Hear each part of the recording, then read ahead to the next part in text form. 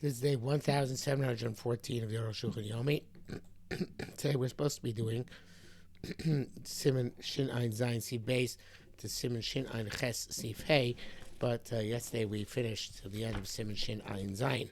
So today, which is well, I guess because my voice is not so great, today we're doing just Siman Shin Ein Ches Sif Aleph to Hey, which is a substantial amount in and of itself. Also, you're not allowed to damage your friend's property and to cause any damage. Just like it's forbidden to steal or to rob. Also, you're not allowed to damage your friend's property, even though you're not deriving any benefit from this. Even if you are agreeable to pay for the damage to the person who is damaged. And again, unless you need to do this to save yourself, ayin reish dalet. The also so much so they need to do what you necessary and pay the damage to your friend. Also even to be a causal causation in damages also. Ben Shagorim Ide Atzmo, whether you cause this through yourself directly, Ben Shagorim delay, or it's caused as a result of force which emerges from your arrows. In terms of paying in the court, there's a difference between garmi, which is direct causation, grama, which is indirect causation. But to fulfill the heavenly obligation that you have to make restitution, you're chayav on any type of causation. Even somebody who causes damage verbally, is liable in heavenly law. Somebody who snitches in front of a person who's a bandit, is liable even in human law. You're also allowed to damage by gaze, with your vision. And you're chayav in the heavenly law. If you cause damage by your gaze to your friend. Chazal say also you're not allowed to stand on your friend's field at the time when it is fully grown, which is Ein Hora. And Rambam does not hold this famously. The Rambam does not paskin this Gemara. Also, and this is all types of damage with vision. Vision is also such as to look at what your friend is doing in his house, which is curtailing his usage of his house. So that's a different, not Ein Hora, but curtailing his tashmishim. The big Deshesh Babasa speaks about this. Chatzir similarly in his yard. Much time see kufned it out. Chazal say, "Hi, man, the bad bavi the mevi chasida." Somebody wants to be a pious person. Kind million is zakin. You shall fulfill the matters which are discussed in the order of Nizikin in the Shisha Sejay Mishnah. Hey, Nizikin both in damages. Hey, Mechashash Gezel also concerned for robbery, veribis, and interest, usury, vona, and deceit, the cheating. It's just like a person distance himself from a suffix of a prohibition, such as trefus. Shabbos. The person should distance himself from a question of money which is not his. But the contrary, this is worse.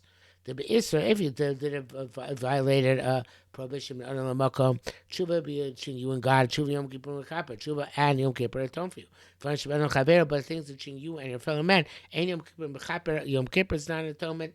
And tshuva is not effective until you restore the stolen object, and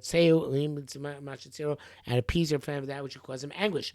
Also in any type of anguish, when a person causes anguish to his friend, his punishment is very great. So you're required to appease him until he forgives you. But in damages, there's a prohibition of wasting wanton usage, even in your own money.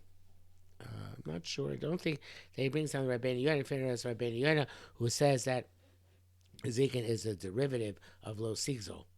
The Torah says that Nizchei Shchenim, kind of like looking to your friend's yard, is a derivative of the Rachel Darchei Noam.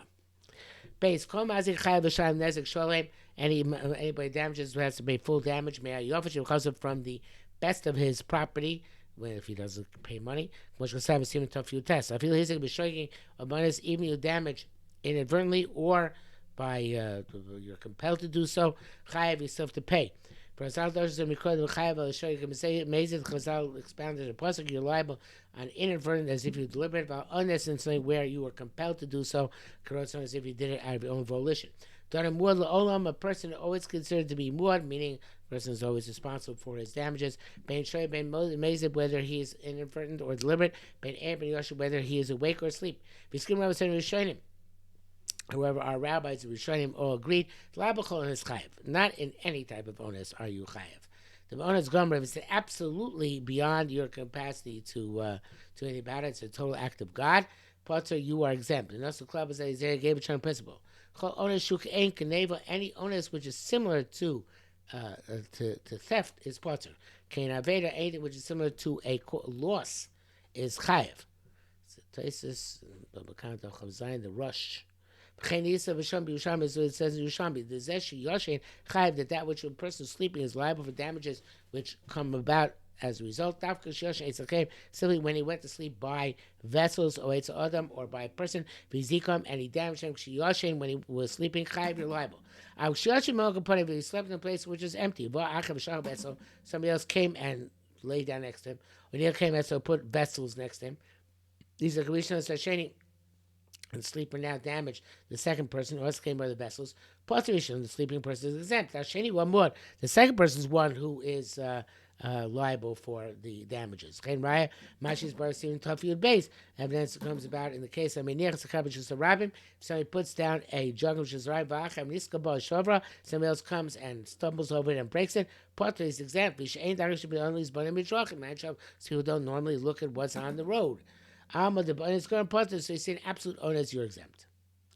That seems to be the case. But Gimel, I have a Rambam Zalochi, but honest onus. Rambam does not distinguish between different types of compelled behavior. Custom Stam, Peragvam, Micheva, wrote generically, Ben Sheh, Beshoya, Ben Sheh, whether it was inadvertent or even if it was compelled. Even though from the author of Shulchan Aruch, it seems that the Rambam does accept this distinction between onus and onus gomer. The Beis says, Rambam does not seem to be the case in the language of the Rambam himself. The Rambam has no distinction. Near the Rambam's relay it seems to be the Shulchan that the Rambam holds. They came to the Gemara Mechayib Mazik bonus. It's more makes you liable in the case where you were compelled to damage. And so bonus onus, there's no logic distinguishing between different types of being compelled. As Philly rather holds, if somebody else who caused this damage, and he is more criminally negligent than the person who was compelled, then logic indicates we should not make liable that person who was compelled, but the person who was negligent.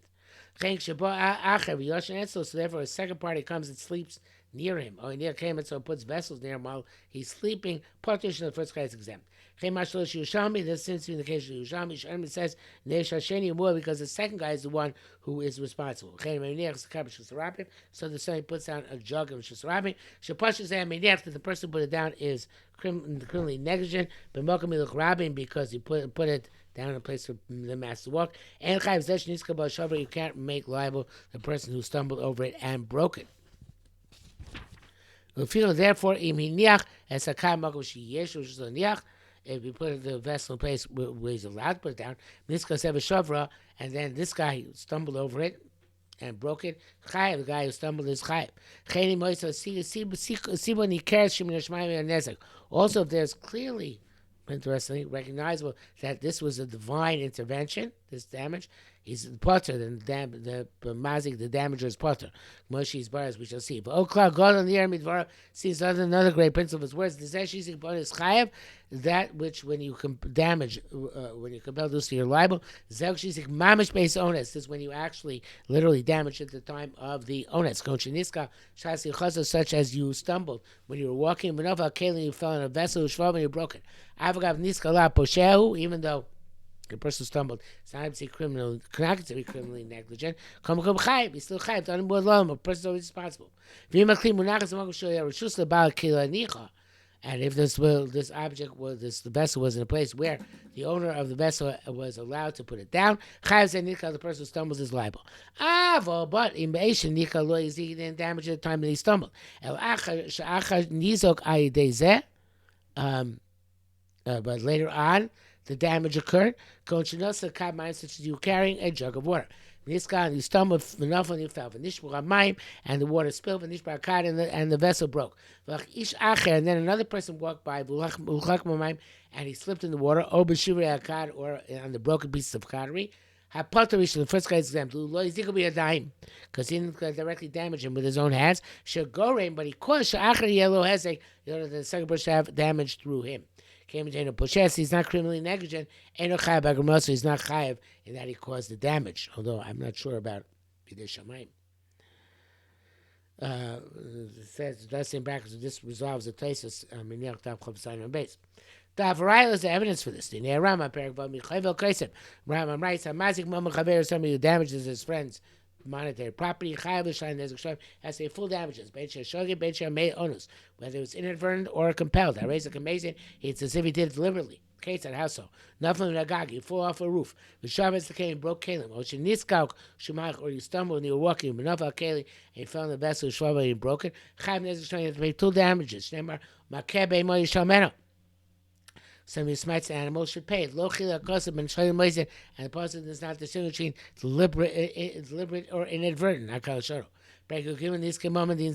Ram writes there, which is Ram is if his jug broken, which is the Ram, somebody slipped in the water, or was damaged by the broken shards, but you're exempt, because you are compelled. You have to say, what do you mean he's compelled? Even if he's compelled, it's liable for damages. I can't say that only if you damage vessels you're liable. I mean, if you damage a person, you're exempt. On the contrary, it's more severe than damaging a person than damaging vessels. Furthermore, the Gemara does should be petza tachas petza. The more expounds from a wound in lieu of a wound. The Chayav makes it to say you're liable for inadvertent, like deliberate, and compelled, like willfully. For Rambam Shadosh Mikra the Makabeim Mishal the Rambam expounds this pasuk. Makabeim Mishal, somebody who smites an animal must pay for it. Borrowed Lotem Adavkam Nizki. It doesn't mean it's literally in the damages of human beings and not damages of animals. Don't say it. Zevi Mikra Zed Afil Bivhem Chayav. And therefore it's in this pasuk that you're chayav in a behema and also by kelim. Rather, the difference is to be sure when you stumbled, you fell on a person or vessels and damaged them, you're chayav. Somebody's jug broke. Did not damage at that point in time. But rather later on, somebody became damaged on it.